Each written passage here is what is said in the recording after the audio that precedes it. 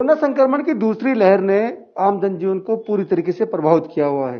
तीसरी लहर का डर है और माना जा रहा है कि अगर तीसरी लहर आती है तो बच्चों के ऊपर उसका खतरा ज्यादा होगा।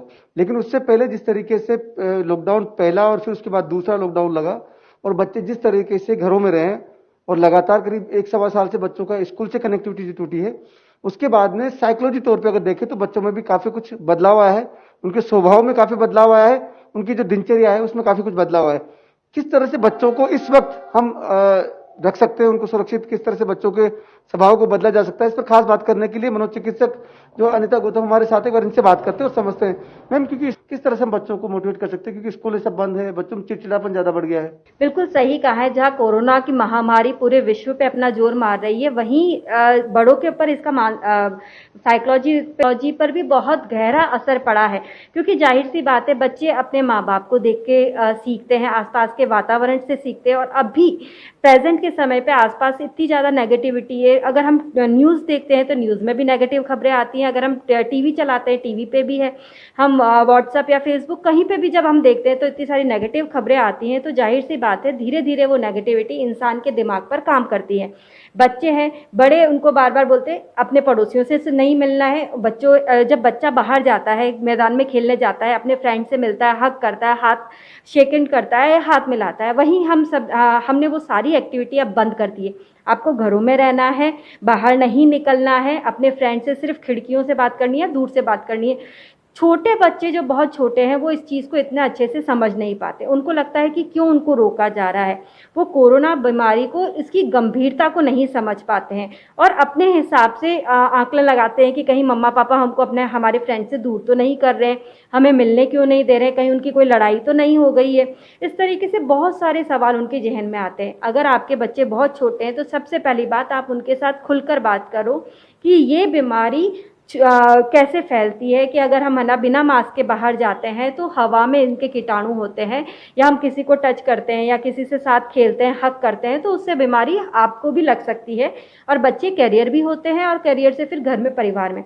तो बच्चों को इस बारे में पूरी जानकारी दें। दूसरा है कि बच्चों का आप चिड़चिड़ाहट बहुत ज़्यादा बढ़ गया इन दिनों। जाहिर सी बात है, बच्चे अपनी एनर्जी किस तरीके से वेंटिलेट आउट करें। जब वो एनर्जी कहीं ना कहीं वेंटिलेट आउट नहीं हो रही है, फिजिकल एक्टिविटी नहीं हो रही है, स्कूल नहीं जा पा रहे, अपने पीयर प्रेशर से नहीं मिल पा रहे, तो वो एनर्जी धीरे धीरे पाइल्ड अप होती है, नेगेटिव इमोशंस पाइल्ड अप होते हैं और एकदम से उनके अंदर गुस्सा, चिड़चिड़ाहट बढ़ जाता है और वो एकदम से इमोशनल बर्स्ट आउट, बहुत ज़्यादा एकदम से गुस्सा सॉर्ट आउट कर सकते हैं, क्योंकि तो समस्या एक सबके सामने, उसका सोल्यूशन भी नहीं दिख रहा है।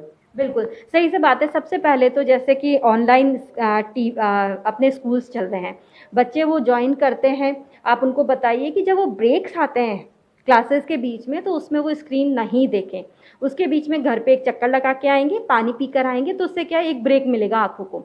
दूसरा है, स्कूल के बाद वो कोशिश करें परिवार में कि माँ बाप की उनका स्क्रीन टाइम कम से कम हो। मुझे मालूम है इट्स अ वेरी डिफ़िकल्ट, बहुत मुश्किल है कि बच्चों को इस तरीके से रोके रखना, पर फिर भी कोशिश करें कि उनका स्क्रीन टाइम कम से कम रहे। फिजिकल एक्टिविटी घर में क्या कर सकते हैं, डांस कर सकते हैं, एट अ प्लेस जॉगिंग कर सकते हैं, स्किपिंग कर सकते हैं। स्किपिंग कोई सी भी रोप हो आप कर सकते हो, जरूरी नहीं है कुछ लेकर आए। हुला हुप है। ये जो फिजिकल एक्टिविटी होती है ना, ये आप घर पे अंदर इंडोर कर सकते हैं, छत के ऊपर बैडमिंटन खेल सकते हैं, बालकनी के अंदर खेल सकते हैं, रनिंग कर सकते हैं। फिजिकल एक्टिविटी छोटे बच्चों के लिए, इनफैक्ट सभी के लिए बहुत ज़रूरी है, पर बच्चों की ग्रोथ के लिए बहुत ज़्यादा ज़रूरी है, क्योंकि उससे उनकी बॉडी के अंदर ब्लड सर्कुलेशन ज़्यादा इंक्रीज रहता है। तो इसलिए कोशिश करें कि आपके बच्चे की फिजिकल एक्टिविटी किसी भी रूप में हो। आप अपने घर का, परिवार का वातावरण देख के तो वो ज़रूर आप इंश्योर करें कि 20-30 मिनट मिनिमम आपके 1 घंटा बच्चे की फिजिकल एक्टिविटी हो। और जाहिर सी बात है, जितना ज़्यादा टाइम आप अपने बच्चे के साथ स्पेंड करेंगे, वो बच्चे के लिए मोटिवेशन का काम है। जैसे डांस है, आप बच्चों के साथ डांस करते हैं, ज़रूरी नहीं है कि आप क्लासिकल या बिल्कुल वैसा ही डांस कर सकते हैं, इंजॉय वाला डांस भी कर सकते हैं।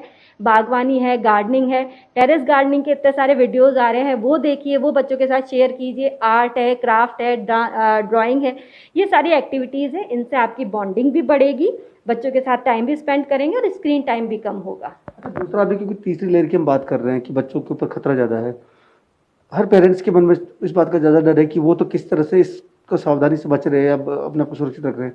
लेकिन बच्चों को किस तरह से रखेंगे, तो उनके लिए क्या कुछ कह सकते हैं? देखिए हमें बच्चों को इसके बारे में पूरा बताना होगा क्या क्या सेफ्टी मेजर्स है कि अभी घर से बाहर जाहिर सी बात है बच्चों को जाना भी ज़रूरी नहीं है क्योंकि इतनी इमरजेंसी भी नहीं है, तो घरों में ही रहें। बार बार हाथ धोने का उनको बोलते हैं।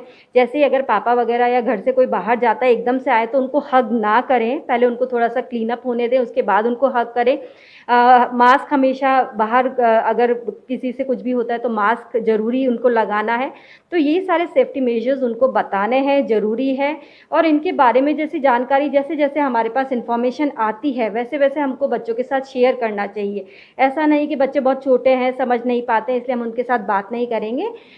उनको भी आप इसके बारे में बात करें, बताएं कि ये बीमारी क्या है, किस तरीके से फैलती है और अपने सेफ्टी मेजर्स उनको क्या लेने हैं, वो सब चीज़ें जानकारी आप बच्चों के साथ शेयर ज़रूर करें। यह अनिता गौतम जो बता रहे हैं किस तरीके से इस समय जो दौर है और खास तौर से इसका जो असर बच्चों की मानसिकता पे पड़ रहा है, उसमें जरूरी है कि पेरेंट्स इस समय अपनी भूमिका निभाएं, बच्चों को ज़्यादा ज़्यादा टाइम दें। और ख़ास तौर से जो बात हो रही है कि स्क्रीनिंग जो यानी टीवी देखना हो या मोबाइल पे ज़्यादा टाइम स्पेंड करना हो, वो कम से कम हो। अनिवार्य रूप से जब क्लास चल रही है ऑनलाइन क्लास, उस समय मोबाइल का इस्तेमाल करें।